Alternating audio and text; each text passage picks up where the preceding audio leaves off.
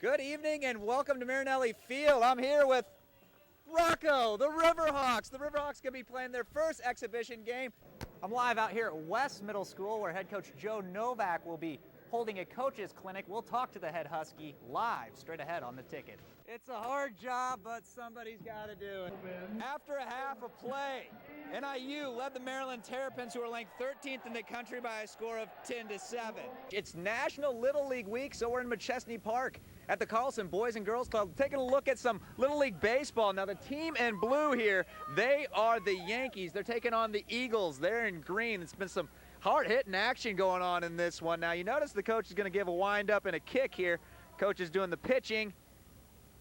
There's a shot out to right. That looks like it could score a run. We're going to have bases loaded. Now, it's called Coach's Choice, and with more on this is the Olympic Tavern's head skipper, the manager, if you will, Brian Larson. Coach Larson, thank you so much for joining us.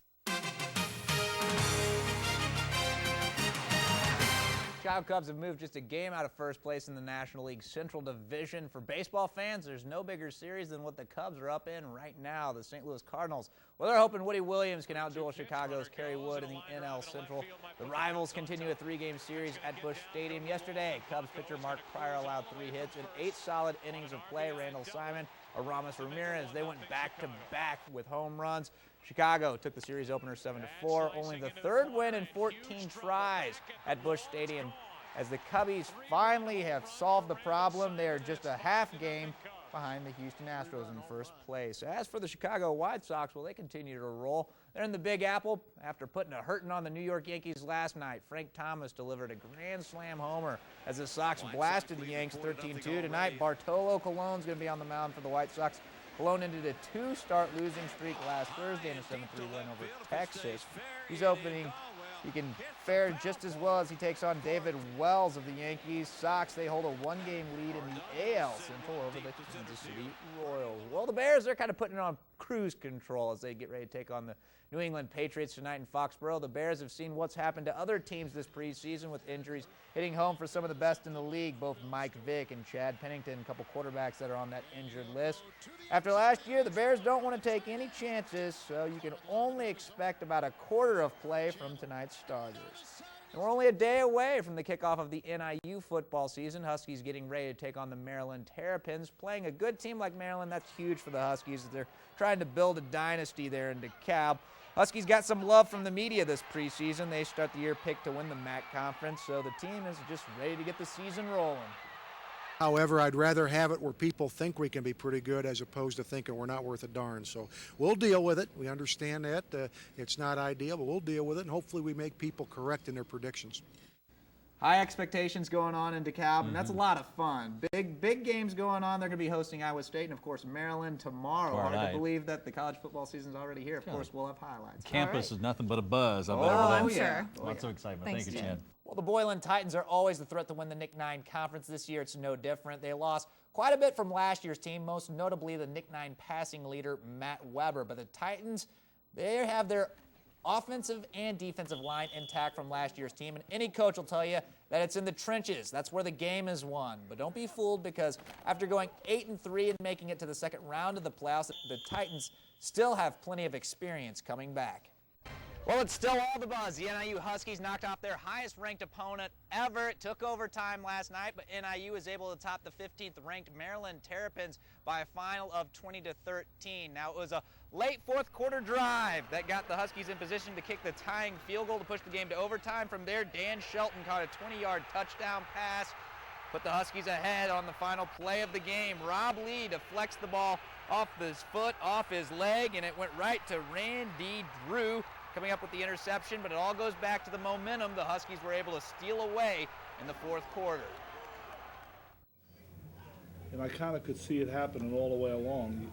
The momentum just kept building for Northern Illinois.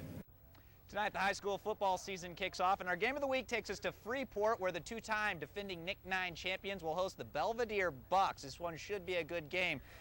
Classic battle of power versus power. Freeport known for their little bit conservative offense. They like to run north and south. Belvedere, well, they're known for their tough defense. However, Freeport starts the season ranked 9th in the state and has not lost a Nick 9 game since the year 2000. So, of course, we'll have the Nick 9 highlights as well as well beyond that on the Football Frenzy tonight. Looking forward to it for sure. We're just making our way down State Street here on the waterfront. Got my newfound friends with me. It's starting to pile in. How's it going, guys? It's going really good, really good. What's the plans for tonight? Plans, you know, just hanging out. How about you? Anything fun going on? Food, go see maybe a few bands. Well, we have a lot of fun things going on. On the waterfront means the kickoff to the high school football season.